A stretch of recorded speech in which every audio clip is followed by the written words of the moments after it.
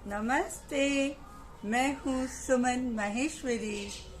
आज मंगलवार का दिन है और आज के दिन मंगल कामनाएं आप सबके लिए कि आपका दिन मंगलमय हो।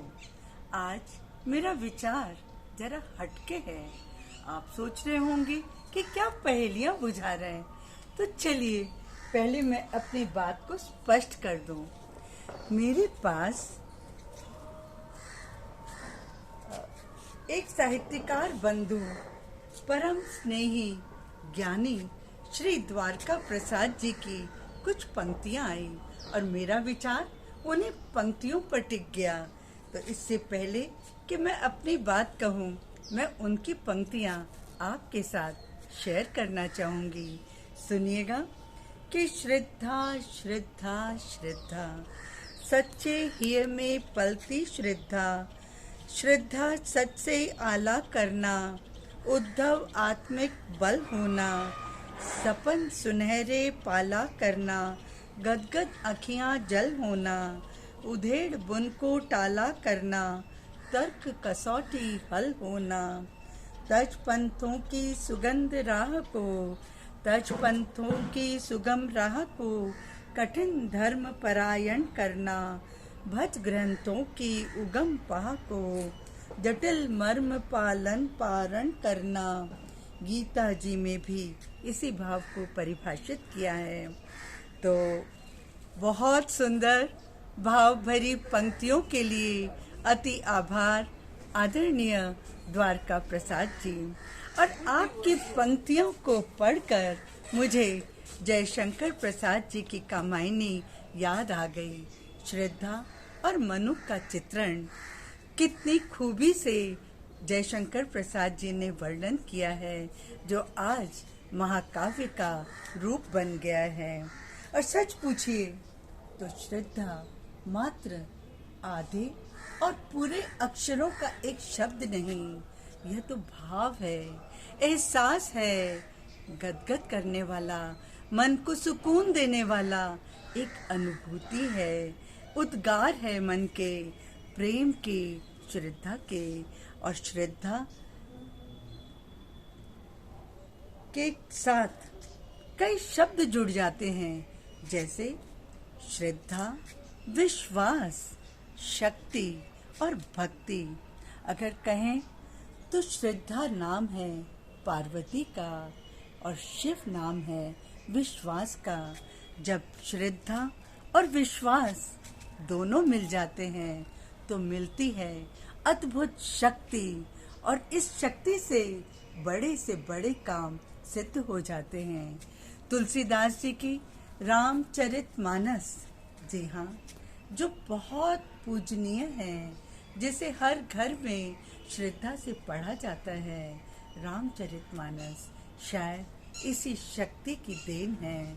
आज भी सब लोग रामचरितमानस की पूजा करते हैं। और श्रद्धा के बिना धर्म हो नहीं सकता। तो श्रद्धा और धर्म दोनों ही मुझे लगता है साथ साथ चलते हैं। जब श्रद्धा होती है तो आप धर्म परायण बनते हैं। जो व्यक्ति अपने माता पिता की श्रद्धा नहीं करता, जो व्यक्ति अपने माता पिता पर विश्वास नहीं करता, वो ईश्वर में विश्वास कर ही नहीं सकता, ऐसा मेरा मानना है। और श्रद्धा उत्पन्न होती है अंतर मन के भाव से। आप किसी पर श्रद्धा थोप नहीं सकते। यह कोई कैप्सूल नहीं, ये कोई इंजेक्शन नहीं जो किसी के लगा दें और उसमें श्रद्धा पैदा करें। यह तो एक भाव है, अंदर से उपजता हुआ, किसी के लिए सम्मान का सूचक है। श्रद्धा यानी आप किसी पर विश्वास करते हैं, उसका सम्मान करते हैं, उसका आदर करते हैं, तभी श्रद्धा होती है। कहते हैं ना, भक्तों के लिए कि बहुत ही श्रद्धालु है, वो भक्ति में डूबे रहते हैं। जैसे कि अगर श्रद्धा में आदर की सरिता बहती है तो भक्ति में प्रेम का सागर लहराता है। श्रद्धा और भक्ति दोनों ही चीजें जीवन में बहुत जरूरी हैं। अगर हमें जीवन में शक्ति चाहिए तो श्रद्धा चाहिए। श्रद्धा यानी आत्मविश्वास। जब आत्मा का विश्वास हो तो श्रद्धा अपने आप अपना काम कर जाती है। आत्मा में विश्वास, अपने ऊपर विश्वास, अपने परम श्रद्धे प्रभु पर विश्वास, ईश्वर पर विश्वास, शिव पर विश्वास, जो दे रहा है हमें शक्ति, और उस शक्ति से हो रहे हैं ऐसे काम जिनकी हम कल्पना भी नहीं कर सकते थे। श्रद्धा मन से है। श्रद्धा मन का भाव है, प्रेम का भाव है, किसी के लिए आदर का भाव है।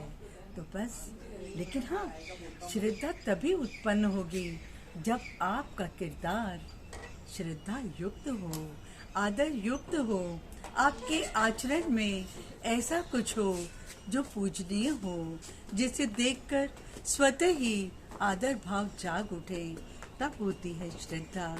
तो बस हमें ऐसा बनना है जो लोग हमारे को ऊंची दृष्टि से देखें, उनको हमें कहना न पड़े, श्रद्धा भाव स्वतः जागे और हम करें दूसरों का सम्मान, आदर, श्रद्धा बिना स्वार्थ भाव के।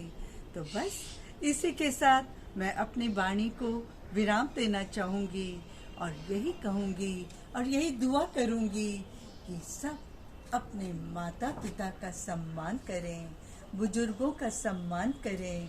वो हमारे परिवार के स्तंभ हैं, समाज के स्तंभ हैं, और उनका आदर करिए श्रद्धा से, जबरदस्ती नहीं, मजबूरी से नहीं, अंतर मन की गहराइयों से, प्रेम से। तो श्रद्धा के साथ करती हूँ आप सभी को पुनः नमन, नमस्कार, धन्यवाद।